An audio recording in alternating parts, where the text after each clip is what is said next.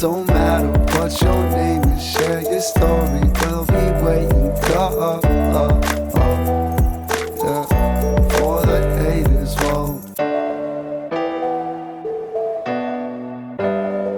You ready? I'm ready. Audience, live audience, ready? Oh, yeah. All right. Welcome back, everyone, to For the Haters podcast. Today, we're joined by Kylie, a licensed social worker, first-generation college graduate, and newlywed. She became the full-time guardian of her teenage brother after the sudden loss of their mother in 2024. Her story is a beautiful balance of trauma and triumph, from growing up with a young, addicted mother and an absent father to grieving while planning her wedding. Kylie's resilience is as undeniable as it is inspiring. This conversation explores childhood trauma, loss, identity, guardianship, and the power of joy, even in the midst of grief. Let's get into it. Kylie, Hi. welcome to the studio. Thank you. You are my first guest, and I am so excited to have this conversation. I'm going to pre-warn you. I was sitting here before, and I was like, I need to remind her that sometimes I disassociate in episodes, because if I don't, I will just start automatically crying. And I have a feeling that this is, if I like kind of look like I'm just like, is she listening? I am. Okay.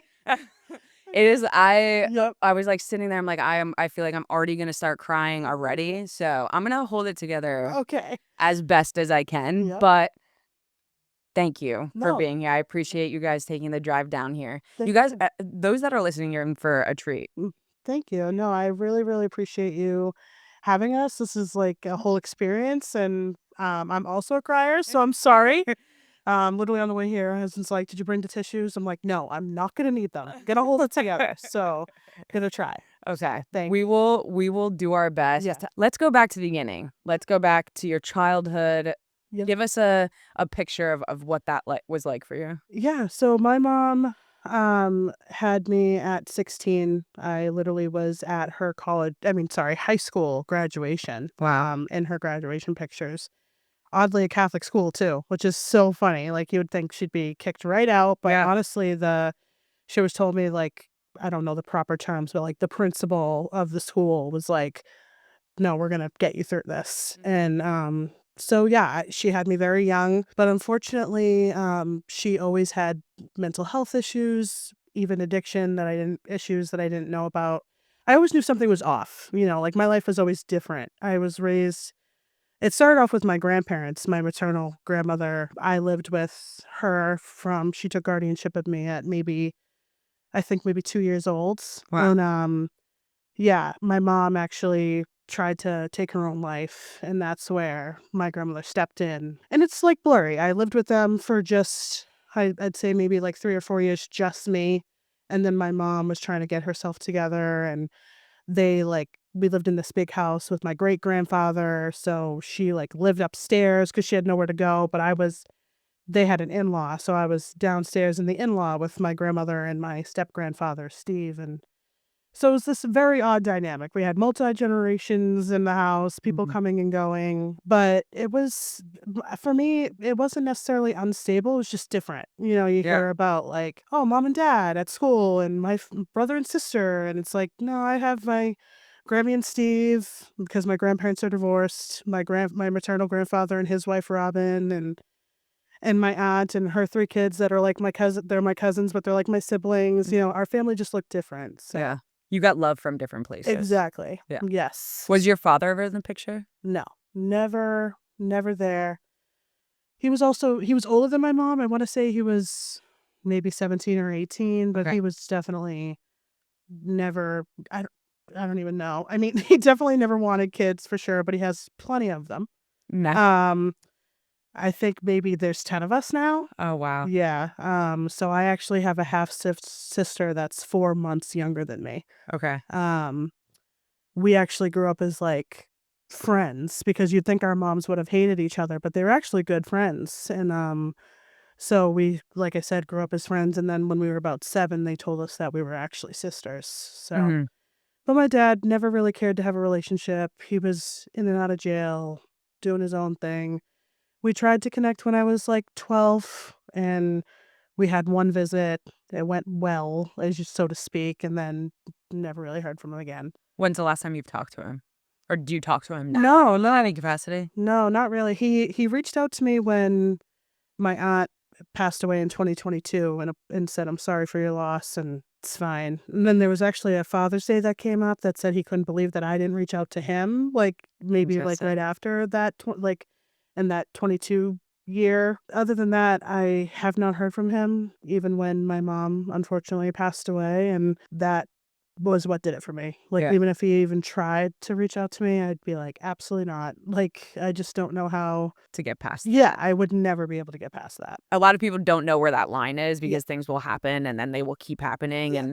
and then all of a sudden something does happen and it's Yes. like, wow, that was my line. Yeah, Like, that was it. I no longer hold that weight Yep. of whatever it is. Yep. This, I was like, well, what if he died? Would I go to his funeral? But it's Yeah. nope. He didn't show up to my mom's. I will Yeah. never show up for anything for him. Do you feel like you had to go through a different type of like strength and emotion because of the way that you grew up, or do you feel like you had somewhat of a normal childhood, all things considered? Yeah, I mean, it definitely wasn't normal, but so many people have said to me, like, I don't know how you're at where you're at. Like, Yeah.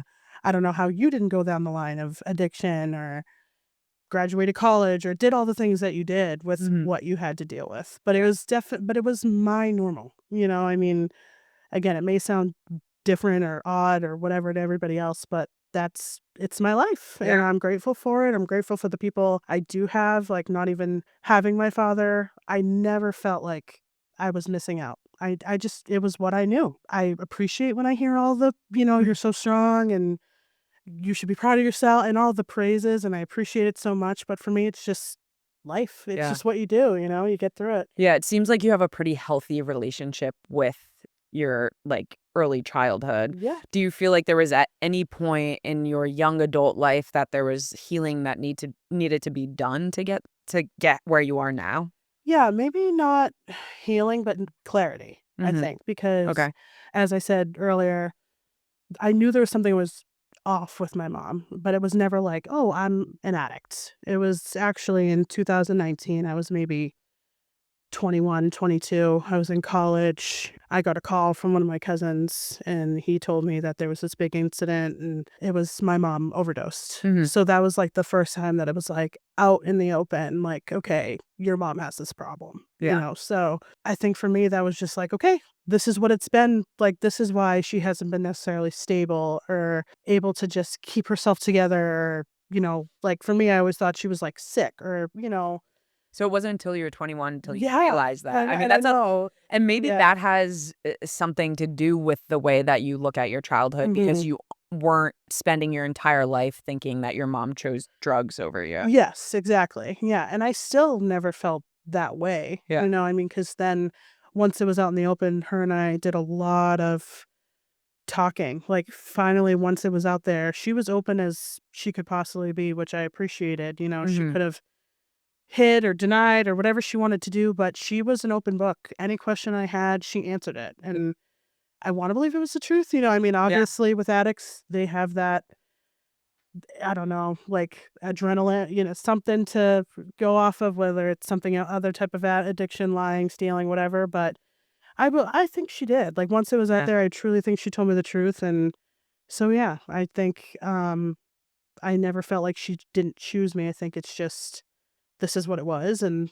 now how do we get through it? How do Yeah. we move forward? And So when you were 15, your mom had another child. yes. And so Yep. that's also like an added element Yep. to when, you're growing up. And what does that feel like, right? What are the emotions that you go through Oh, in that time? I was so excited. Yeah, I was like, to me, even though I had my half sister, because like I said earlier, we grew up in the same city, so like we went to the same high school, so Mhm. everybody knew we were sisters. But I wanted to be like a big sister, Yeah. So I remember when my mom, she told me, obviously it was a different father, and so she was with my brother's father for a couple of years. I knew him while he was doing well, and so they actually weren't together, and it was an accidental, Mhm. got pregnant. I remember literally sitting in the parking lot at like a grocery store, and Yeah. she was like, "I'm pregnant," and I was like, "Okay, let's do this." Like, I was so like, Almost like you were the we're support further, partner. yeah. in And it. and I remember her saying that to me at 15 or 14 at the time. She's like, It's not your responsibility though, Kylie. Like this is supposed to be like, Yeah. I'm the adult, you're the kid. And I was like, I don't care, I'll support you no matter what. And like, and that's really just the role that I took on. So I just have this like indescribable love for him for sure. Do you think that your upbringing and your experiences are what pursued you into social work? Yeah, definitely. I remember, as I said, my cousins were like a big part of my life, and we grew up in however we could. Like at one point, we were all living in like a 1 bedroom apartment, and like me and my cousin JT, like we're boy girl cousins, we literally shared a room. Like that's Oh, just wow. what we did, and again, people thought it was like wrong or they should be in a shelter or they should do that or it's like no, like we're family, we're gonna make it work. And I feel like that's what social work is all about. It's about the social relations of families and different like working relationships and even just the fact that my grandparents were a big part of raising me. My aunt was a big part of raising me, not traditional, but it Mhm. worked. And just I sometimes I wonder if there was a social worker or a therapist or something that was there when I was younger, if it could have been a little bit more smoother, maybe give Yeah. us some help with resources and things like that. But even just to normalize it, with my clients that I work with every day, I'm like, some people have said to me, I know this doesn't seem normal. I'm like, okay, this is your normal, and Yeah. so just to even be that person for them is huge for me. Yeah, I think that you have such a strong connection to, like, this identity of what a normal family looks like, and I think Hmm. that transitions to, like, so much more in the world, right? Hmm. Like, as a queer person, it's Hmm. very, like, instilled that we are outside of that normal, and a lot of the people that speak to it, Hmm. often discredit others while they're discrediting us, right? Like, when people speak to Hmm. me, they're trying to discredit the queer experience, but Yeah. it discredits a million other people that are experiencing a different kind of family, Hmm. right? Yeah, I mean, even outside from families, even just like talking about the topics like Yeah. addiction, mental health, like explaining what I'm doing today with my grandparents, they're supportive, but they don't get it. And also just like talking about this stuff, that generation did not do that. So like just trying to normalize that a little bit more because I feel like if we do, it just it will end stigmas. It'll just Yeah, I think there's power like, it sounds like your grandparents are, like, amazing people, though, as well, right? yeah. Because it takes a lot of people to put you in a situation to feel, like, healthy Yeah. and, like, not blaming your mom, like, not, Mhm. like, allowing her to come back in the house and things of those sorts. I'm sure there's complexities to the Yes. relationship and, Yeah, I'm like, sure there's stuff I that didn't know. Yeah. older people are older Yeah. people and, Mhm. like, they have Mhm. their things about Yes. them, but, Yep. Yep. I think that there's insight there as well of the welcoming of, "Let's make sure we're Mhm. taking care of everyone and Yeah. not just, like, trying to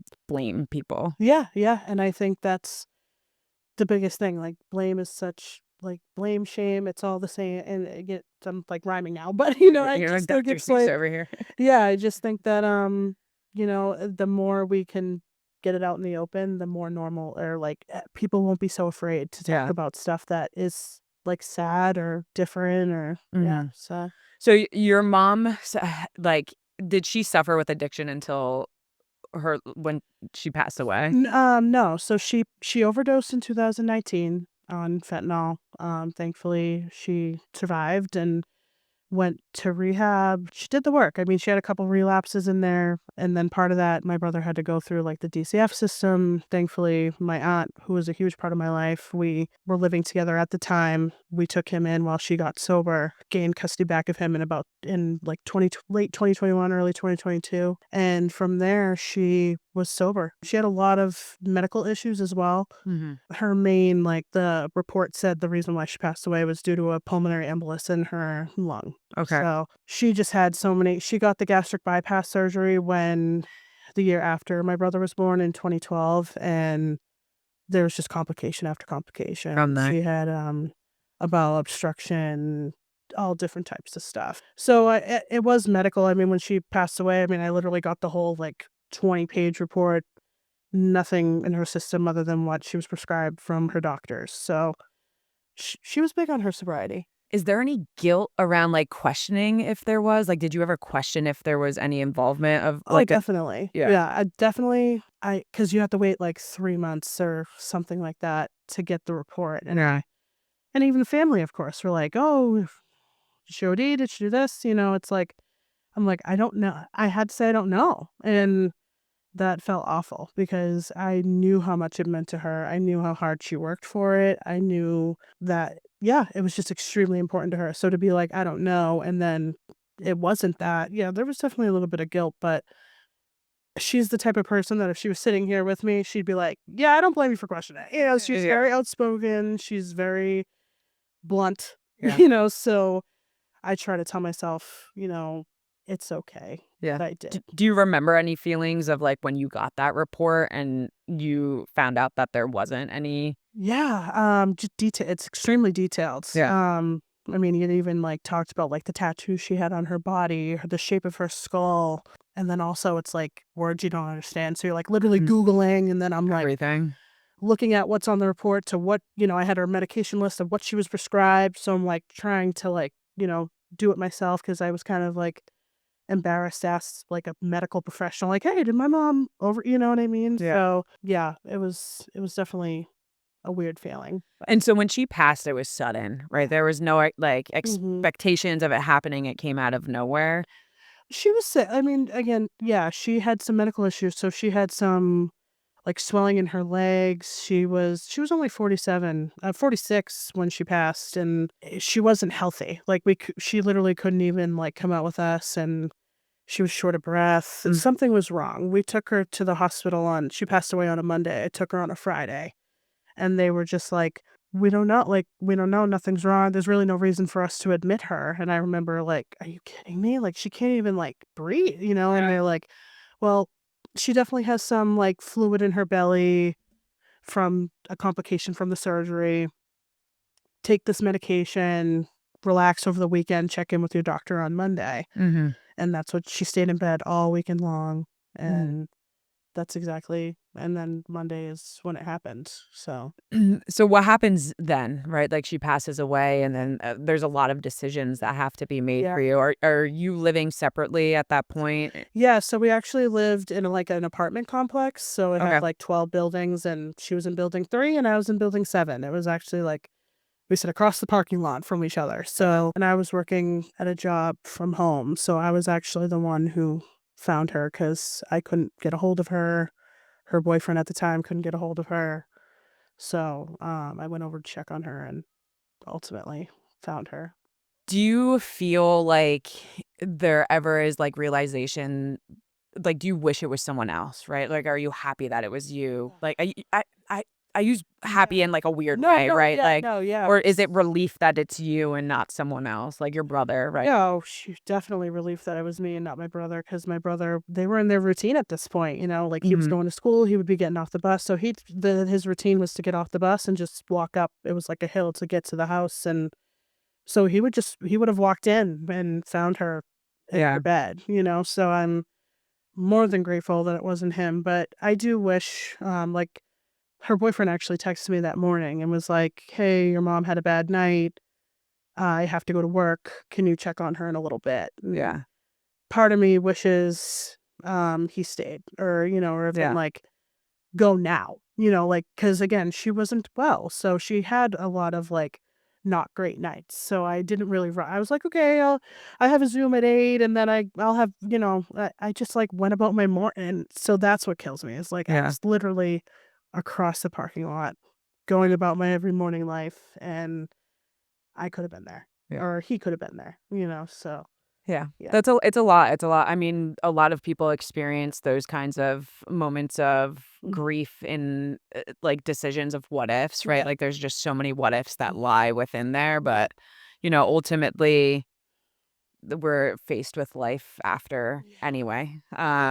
So how does the decision get made for your brother to come stay with you? Yeah, it was definitely awkward. Not awkward. For me, it was given. I mean, obviously, I was engaged at the time. Me and my now husband, we were, and I feel like for me and him, everything went at lightning speed. We like got back together. We broke up for a stint, got back together, and it was like we got back together in maybe, God, I don't even remember. Like January of 2021, we moved in together September of 2021. So then it Mhm. was like everything was just happening, and then all of a sudden, my mom passes.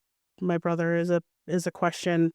But my mom also had a boyfriend that was a live-in boyfriend at the time. Like, they were pretty serious. Yeah. And so my brother was even calling him dad. Like, it was a pretty strong relationship. So I was like, does he want to come with me? Does he want to stay with my mom's boyfriend? But honestly, nothing against him whatsoever. He just was not stable. Yeah.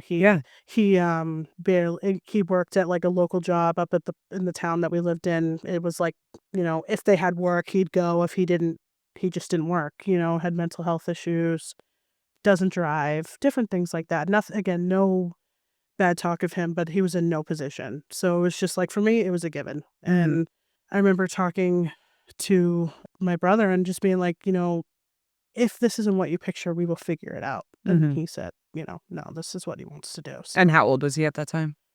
12. Okay. So he was 12. It was March of 2024. So he was turning 13 in 2 months. So almost 13. What were the biggest like logistics struggles that you went through? Yeah, the process to get guardianship is kind of outrageous in Massachusetts. I mean, and then also, as I mentioned before, he was in the system before, DCF system before, so they called right away. And they're like, I remember being at my cousin's house, like my whole family being together, and we're like, logistics of a funeral and this, that, and the other thing. And they're calling me and they're like, yeah, so are you taking him? Because if not, we're coming to get him. And I'm like, okay, well, you need to give me a minute. Like, my grandfather, who I mentioned we're pretty close with, he was his main like place where he lives is in Florida. So he's on a flight. I'm like, my grandfather's trying to get here. I'm trying to figure out all the logistics. I mean, I just told my brother not too long ago. And they're like, okay, well, within 48 hours, if you don't have any type of paperwork to show that you at least went to court, we're going to come get him.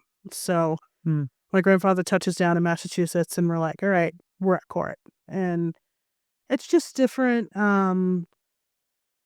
paperwork that you need. Like, Joshua's father also passed away in 2016.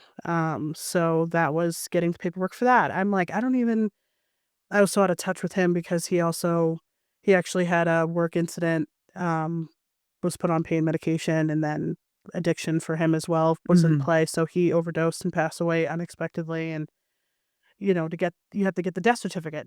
Okay, where did he pass away? I have no idea. I'm not in any touch with his family.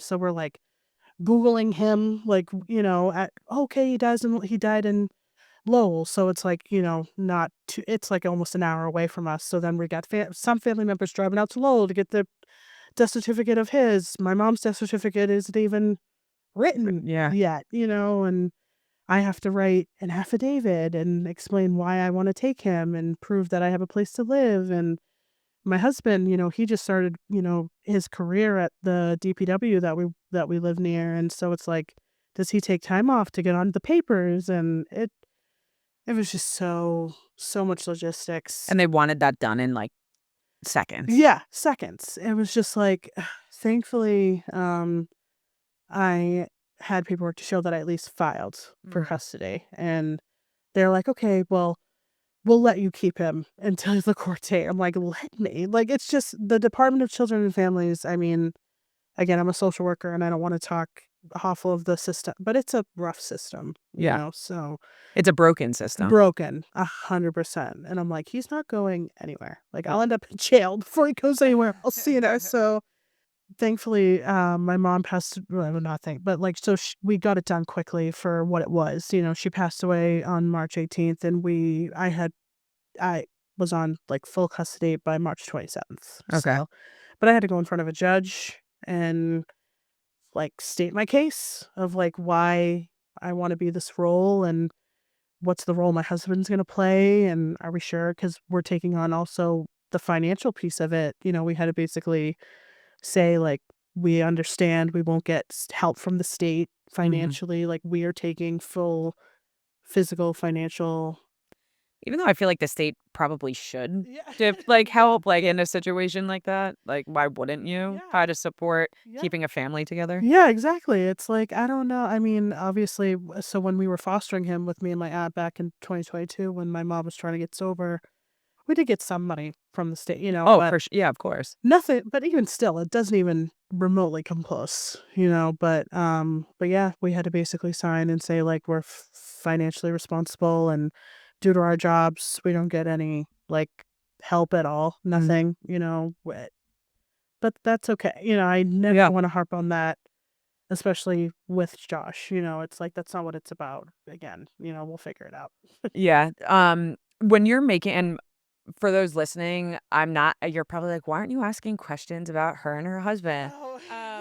No, and that's why I'm trying not to elaborate. Yeah, her husband's here, so we're actually gonna do a part 2 episode after this with him and learn more about you guys together and then his experience in this all too, because that's a huge part of it. You're not doing this alone, Yeah, right? no, and I'm so, so, so grateful. I mean, and again, that just opens up a whole nother piece of like, I never had a father. And Mhm. so for a man to like step up and like be like, I'm going to do this with you Yeah. is like, what? It's just so foreign to me. Yeah, you're next.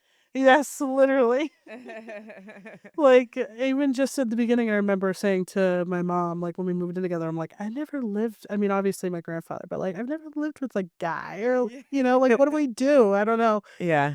And she was like, yeah, it's gonna be different. And same thing. I'm like, I don't even know like what's right for how like a father to be to a child. So, like, I know that's crazy, but I never had it. And my aunt, who I've mentioned, like I said, like Is big she the one part. that passed away too? Yeah. Okay, Yeah. yeah. So that's a huge part of the story too, is so she passed away in 2022 and my mom passed away in 2024. So Yeah. I had my grandparents' daughters, two only children passed away and Oh, wow. less than 2 years of each other. So, yeah. And it seemed like your aunt probably held like a really hmm large space in your heart. Oh my God. I wouldn't be where I am without her. Yeah. And I say that all the time. I wouldn't have graduated college if it wasn't for her Mhm. because again, just like not normal living when my mom was trying to get sober or even before before 2019, like, again, I knew something wasn't stable. Like, she was in a family shelter with Josh and I lived at my aunt's house with her and her 3 kids and me. So that's my cousins, Brianna, JT, and Ryan. And me and Brianna are only about like a year and a half apart. She's Mhm. my best friend. Like, I talk to her every single day.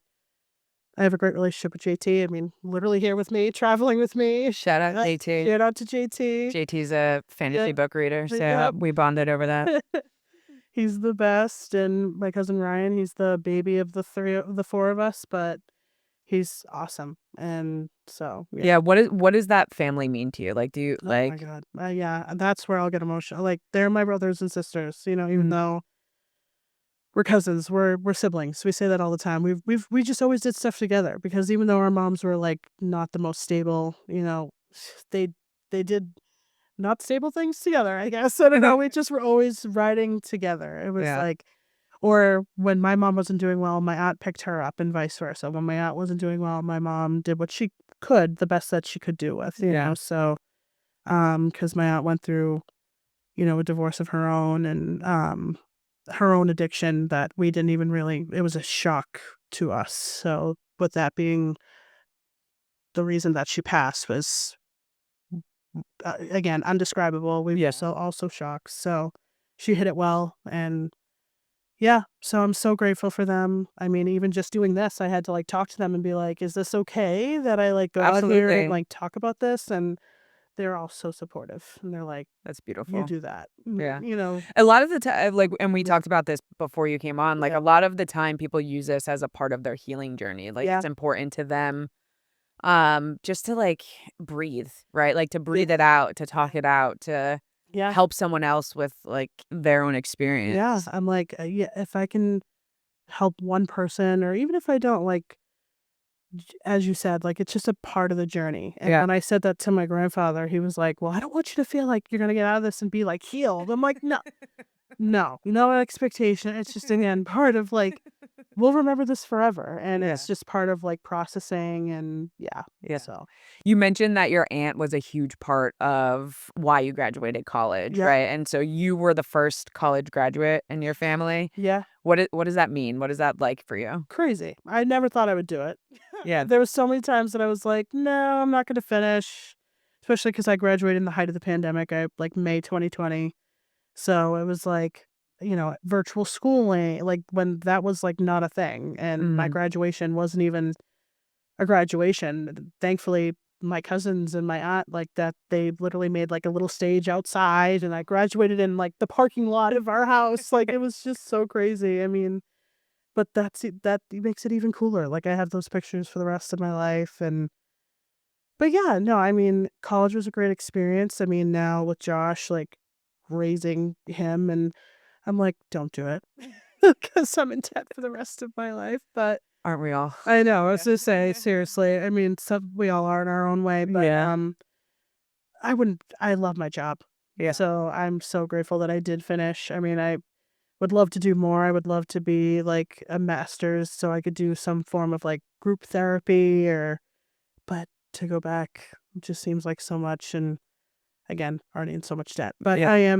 that moment was huge for our family, and I appreciate that they celebrated that with me even in the height of it all. I mean, even my grandparents who were immunocompromised and, really shouldn't have been out in the world at that time, Mm. they came to the little parking lot graduation. So, Do you have pictures from it? oh yes, I would love to just absolutely, yeah. parking lot No, that's really cool. graduation. Ryan built me this little, like I said, little stage, sign in the back. It was awesome. Yeah. My cousin Brianna did a little speech. It was, in a way, I'm happy it was canceled. That was awesome. We didn't have to sit through You like, had your own personal one. yeah, it was really, really cool. So, How do you balance everything? How do you balance being a good friend, a good partner, a good professional, as a mom? it's really hard. I feel like there's definitely some relationships that have not necessarily like completely fell, but I like even just last week I was listening to one of your episodes, and you're like, you can't do it all like with like your relationships, and sometimes things fall, like being a parent is prioritized. So I had a good small group of friends that were in my wedding, and I wish I could see them more. I mean, I even missed a 30th birthday party, because Josh, things came up with him, that I couldn't do. It was like they were going away to out in the North Conway in the mountains, and I just was like, I can't swing it.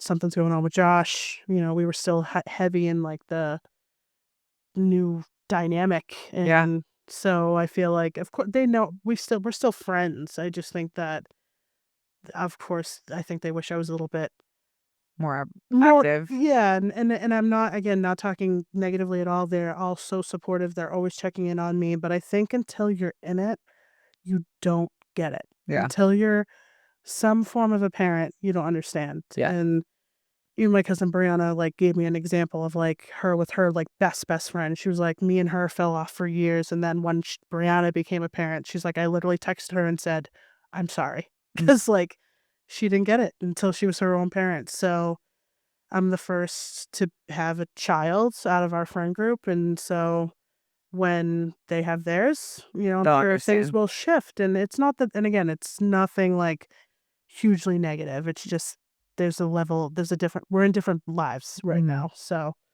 and then as far as, like, being a parent and work, I mean, my job is definitely mentally draining, and I hear the stories of, like, what other people are going through, and I'm such an empathetic person. There's sometimes I come home and I literally walk through the door.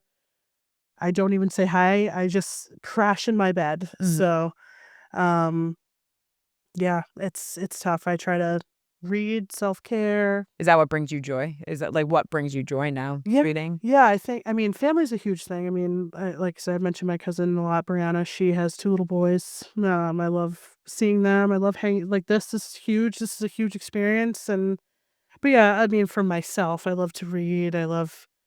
Um I listen to a lot of different podcasts, so I have my headphones. Cleaning is a huge thing for me. Weirdly, like, if I'm in a mood, I'll be with my headphones on, cleaning the kitchen, or even just something as simple as showering with my shower steamer. You know, Yeah. you We'll have guys. to we'll have to get you on the fantasy kick, right? Yeah, yeah. JT's really trying. We went to a book sale, and he's like, "We gotta at least look." And I did buy a couple. I mean, I don't even know if they're well known because it was like a book sale at a library. They were probably published years and years ago, but I'm gonna try. Yeah. So, What would you say to someone that might be juggling grief and major milestones right now? Yeah, I think that's the funny that you paired the two together. And I think that's the hardest thing for me is when there is milestones. Not that I necessarily feel guilt. I just feel I mean maybe it is. It's weird. It feels weird to like be happy but also sad. Like my Mhm. wedding day was a huge like happy and sad. So many people were like, "Are you gonna reschedule? Are you gonna postpone?" Like, no. Like Yeah. I love like especially the commitment that he made to me and Josh and but yeah, I think what I'm trying to say is it's okay to feel both. Like two things can be true at once. You Yeah. can be sad and you can be happy. And you deserve to be happy. Any goals or dreams for you right now? Yeah, I mean, as I mentioned before this, I have always like I joke with my family all the time, like, I'm gonna start a podcast. And I'd love to. I mean, even just our family alone, I mean, I could bring each of them and we all have our own Yeah. stories and our own perspectives of the way we grew up and also just working in social work and trying to bring awareness to like where systems are broken and where things could be better. I would love to do my own podcast. And then also just personally, I want to have kids with my husband, our own kids. Weight loss is always a thing for us where we're on this like weight loss journey and yeah, we'll see where it goes. To a better and healthier 2026. Yes, exactly. Yes. I'd love to transition. I know that we spoke about this before, but I'd love to bring Josh on and we'll kind Yeah. of reset up things. hmm Before we bring your brother on, any last words, anything that you yourself, by yourself, like you want to say? Yeah, I think it's so cliche, but it's okay not to be okay and to ask for help because I think there's a lot of times that I don't like to be a inconvenience, as I always say to people. And with this, I've learned so much. Like it takes a village, and it's okay to like to use that village, because you just have to believe that when you could be a villager for somebody else, like you'll do that when that time comes. But for right now, like use your village, and that's okay. So Yeah, that's yeah. beautiful. Josh, I'm going to give you your own little intro. Is that cool? Yeah, cool. All right, guys. We're back. For you, it was seconds. For us, it was a couple minutes. But we have Josh here, and Josh is Kylie's brother. And so Josh, at just 12 years old, experienced something no kid should ever have to face: the loss of a parent. In the midst of that grief, his sister became his guardian. And today, they begin navigating an entirely new chapter, one built on trust, healing, and a whole lot of learning in real time. We wanted to hear directly from him about what this transition has felt like, what he's holding close, and how he's making sense of the world around him. Josh, thank you for being here. How do you feel right now? How do you feel about being a part of this? Nervous, excited, A little bit of both. a little bit of both? Yeah. I'm excited that you wanted to just give us some of your time. Yeah. I don't know many teenagers that often just freely give out time like this. So that I appreciate knowing too many teenagers in my life. So just tell us a little bit about yourself. What grade are you in? I'm in 9th grade. I go to a tech school. Mm-hmm. I went there especially for cosmetology. I've only explored 4 different shops. I definitely can't wait to like find out what shop I get into. Yeah. And like to see definitely like if my mind changes over like the different shops I explore. Mm-hmm. And how old are you now? 14. 14. You got some time to explore all of that. You definitely got some time. My first question is, what has it been like, your relationship with Kylie as a sister? It's been great. I mean, it definitely changed. Mm-hmm. Like when my mom was here, it's like if me and my mom had a fight, I would call her and go to her. Mm-hmm. But now, if me and her have a fight, I sit in my room and I just scroll and basically don't really call anyone. Yeah. So you're trying to navigate that now. I mean, it's Yeah. fresh, right? Like, this just happened 2 years ago now. Yeah, it'll be 2 years in March. Yeah, I mean, there's a lot of transitions that are happening in your life, and so finding new safe places for things that kind of changed before are going to be something you're gonna kind of try to explore moving forward. But that's such a vulnerable thing to say, right? Like, But she was also your safe place, and Yeah. she continues to be. It's just kind of going in a different direction because of the change of role. Yeah. Let's talk about. Can we talk about your mom? Are you comfortable with that? What was your relationship like with her? It was hard, but it was easy at the same time. She had bad anxiety. Mm-hmm. So, like, just small things would, like, get her over the roof sometimes, and I was too young to understand that. So, I mean, I wouldn't say, like, yeah, I did make things harder, definitely, but, like, I didn't at the same time. It's just, but we had our moments, but it's just, like, I regret, like, not spending the time she wanted to spend with me because I was getting older and I didn't want to just sit on the couch with my mom. I wanted to go outside with my friends. Yeah. I think it's very normal for kids to bring chaos to a mate's life, right? Like it is not your responsibility to navigate those choices and navigate those decisions because you're not the adult to Yeah. do so. But your feelings are so valid and like in trying to experience and want differently because you don't have that option to do that anymore. Yeah. I can promise you that your mom definitely doesn't feel that way. Um, I'm sure she is here just proud of what you're doing and you know, continuing on and finding your purpose and finding what makes you happy. What would you want people to know about your mom? What did you love about your mom the most?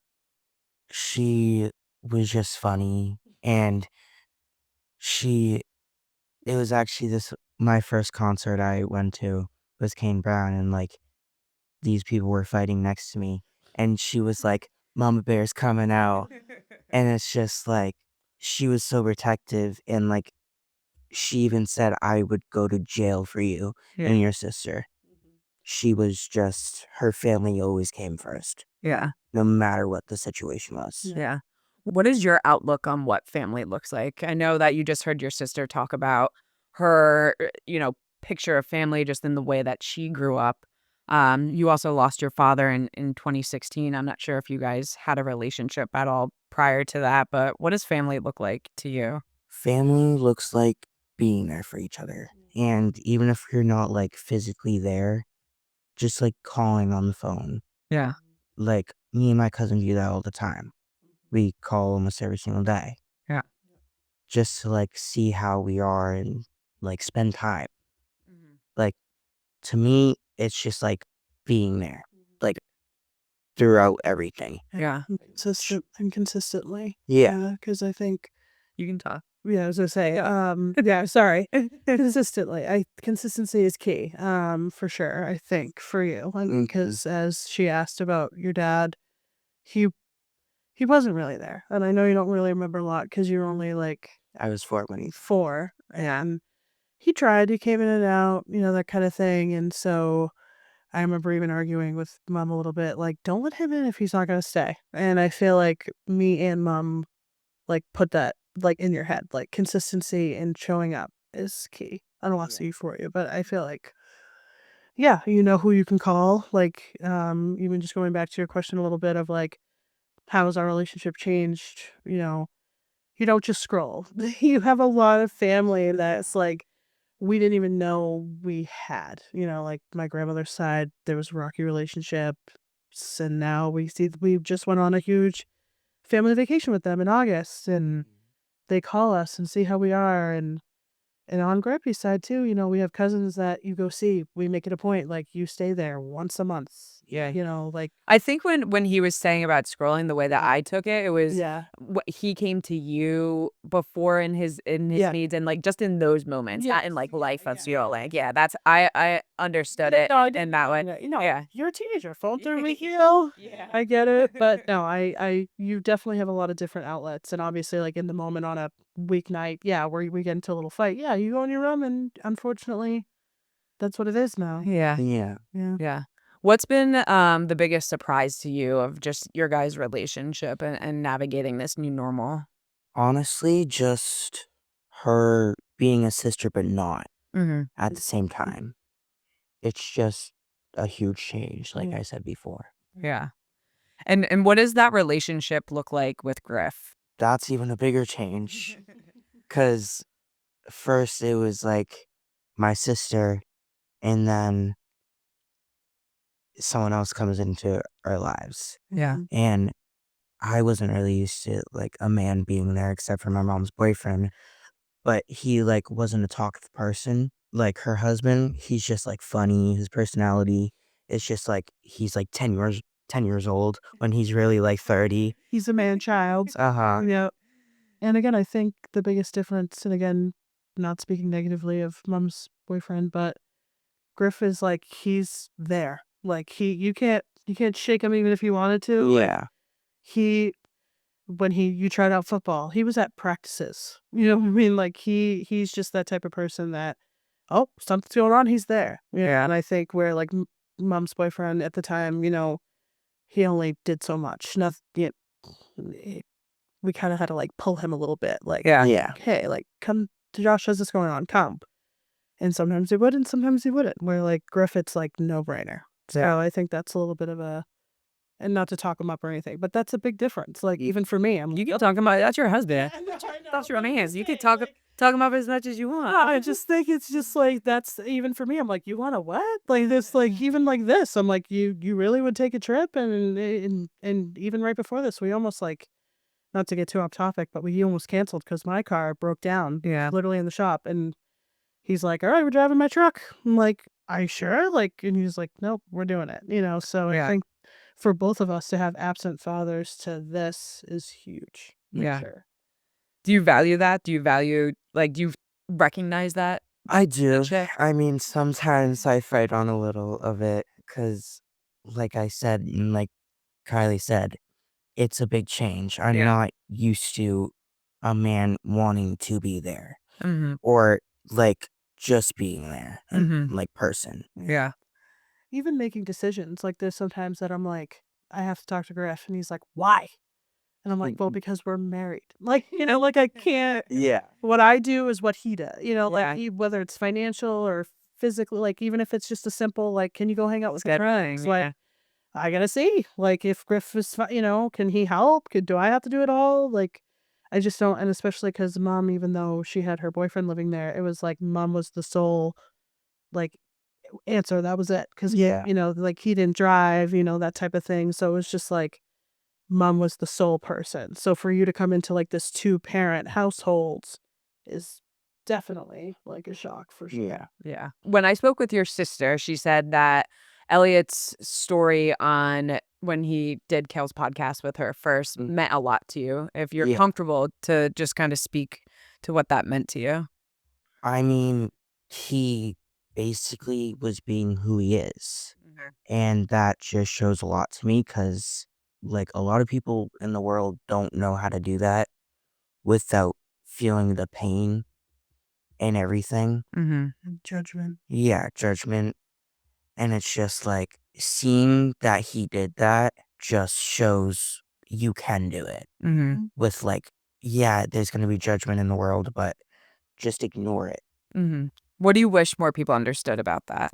Like about wanting to be yourself and the importance of being yourself? I wish people like understood no matter who you are, everyone's still the same. Mm-hmm. People, like, I'm glad it changed, but like, it's like the same situation with black people. They had their own bathrooms. The skin color doesn't really matter. Everyone's still human. Yeah. As long as you're a good person, Mm-hmm. that's all that matters. Yeah. What do you feel proud of in this moment, right? You've overcome a lot. You've even in your life before when your mom was here, I'm sure there was struggles that you had to go through with her. What do you feel most proud of right now? The accomplishments I've faced, like making new friends, seeing my cousins more, getting good grades in school.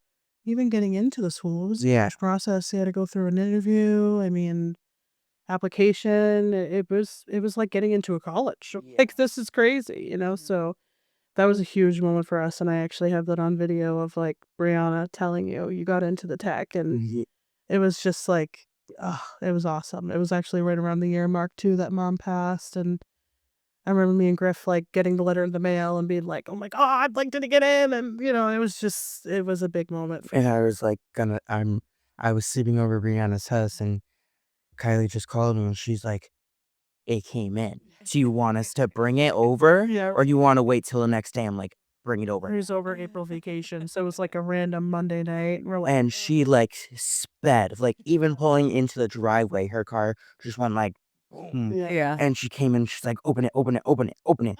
I'm like, "Okay, give me a minute." Yeah. Yeah. The support around you and the family that you have around you is something Mhm. not a lot of people have, right? People can have that chosen family, but like having blood family like that is not very common. Yeah. So it's really beautiful to see that. If not many teenagers listen to this podcast, which is probably good. But I have two questions for you. I would ask, what would your message be to maybe someone that is going through something hard? And then on the other side is let me ask one at a time so I don't confuse you. All right. So what is something that you would say to another teenager or someone young in your shoes that is going through a hard time, whether that's grief or instability? What kind of message would you tell them? Don't go through it alone. Have someone there, whether it's an adult, friend, cousin, family, basically. Hmm. Just don't go through it alone. Do you feel like not that is what has made you so strong through this all is that you had people around you? Yeah. Like when I was going through loss and everything, I went through it alone, and I'm not gonna lie, I did start to self-harm, Mhm. and I got over it because I started going to my friends about it, therapy, and then when I was finally done with all of that, I did tell my sister I did it, Mhm. but it's just going through it alone is not the way to do it. Yeah. I was gonna say, I think just going through 2 losses so close because Auntie was such a huge part of my Yeah. life. Yeah. She was like a second mother. Yeah, I mean, yeah, it's like when mom was, like I said, they switched off. So, to lose Auntie so quick and so sudden, I think that's when you like really held it all in. And even with mom, I still think you hold stuff in, but going through that, I think that's when you held it in. You were harming yourself and not talking to others. And then thankfully we got you into therapy. We did everything that we could to help you. And now with mom, you're showing some more healthier coping skills. And Yeah. I'm really proud of you for that because, I mean, I'm like I said, I'm going to be 30 in a couple weeks. And sometimes I don't do my own healthy coping skills. So I just want you to know, like, I'm really proud of you. So, Mhm. I'm also very proud of you, and I hope Thank that you feel proud of yourself. It's not easy talking about those especially at your age, right? Yeah. There's a lot of shame and embarrassment that often people feel when I mean, a lot more people struggle with that than most think, and even you speaking about this now will, I can promise, help someone else, Yeah. reach out for help and not have to go through that alone. There's adults that are gonna learn from the words that you're saying. So Yeah. I hope that you feel that like sense of pride. I definitely. What's next for the two of you, right? In this new journey, what's next for you guys? I'm hoping finally have a child. he's so supportive of us, like, starting our own family because obviously there was that, like, I don't know, sorry, my words, but I won't trip up too much on words. Obviously, you're a part of the family, but I'm like, how would he feel if we had a baby? Would he think like he's no longer the sole center of our universe, like, Yeah. or like that we're like forgetting about him, or that like his like journey with us doesn't matter anymore? I don't know, but no, he's so supportive, which I really appreciate. And obviously, I get a lot of like with guilt, with grief. I feel guilty that mom doesn't get to see you go through high school and see where your career goes. And but I'm grateful to be that person for you, to see you through that. I mean, I was gonna be there no matter what. Like I said earlier, like no matter what, mom was here. It doesn't matter. I was gonna be there. But now that I'm like the sole meeting for the sole people, I just am really excited to see where you go. Yeah. And now that I hope I can give you a little bit of like me, JT, right, all of us, like we're all adults, and give you some advice of like, again, like obviously if you wanted to go to college, we would support you. But like I wish somebody was there when I was your age being like, listen, get into something else, or trade, try to stay out of debt. Like, just give me a little bit of like advice there. Yeah. I'm looking forward to seeing what you do for sure. Yeah. I'm just sitting back and enjoying watching you guys interact. Yeah. We wrap up this episode. I would love to ask you each just one more question, and it's the same to both of you. If you could tell your younger selves anything, what would it be? I know. I feel like we were asked this a lot even when we did family therapy. Younger self, I feel like, I guess, I mean, again, as cliche as it sounds, like, it's going to be okay. Like, you know, I mean, we're going to get through it and good things will come. You know, I mean, I still believe all the cliches, you know, like, I feel like becoming 30, you think like, oh God, you know, but for me, it's like, this is a whole new beginning. Like, 30s are your best years. yeah, I can't wait, you know, so I'm Yeah. just looking forward to like what's to come and all that. So I guess like, hold on, no, like you'll get through it kind of thing for sure. Yeah. And yeah, I don't know if you have something different. Josh, what about you? I'd probably say try to learn between the good and bad people. Because Okay. even last year, I had friends and they weren't real friends. And that's where I'm glad I met my best friend, Riley, Jules, Michaela, Lila, and Chanel. I have so many friends now, and they're real people. Yeah, and that's a huge thing for you to learn even at a young age, because I'm sure people might listening be like, oh, well, we want to, you know, like you're going to have friendships that change, and you still will. Doesn't mean that those people aren't real, but the fact that you've learned that at such a young age is huge for sure. Well, Kylie, thank you so much for sharing your incredible heart and your story with us. You've shown us that life can be both brutally hard and unimaginably beautiful. Thank you. And that we are capable of holding both. Josh, thank you also for being here and feeling safe and comfortable enough to speak with us. To anyone listening, your grief and your joy can exist in the same breath. You're not alone, and to please keep going. And be sure to come back next week as we sit down with Kylie's husband, Griff, to hear his side of the story, what it was like to step into this unexpected parenting role, how he supported Kylie through grief, and what it really means to show up when life changes overnight. Thank you for tuning in, and we will see you next time on For the Haters. Awesome. Thank you so much. That's so cool. Thanks for listening to For the Haters. Don't forget to connect with us on socials, follow, like, and share to help more people find this community. And remember, they're not alone. And if you haven't yet, join our Facebook group. We'd love to have you there. The more we grow, the more lives we can impact. What's your name and share your story? We'll be waiting.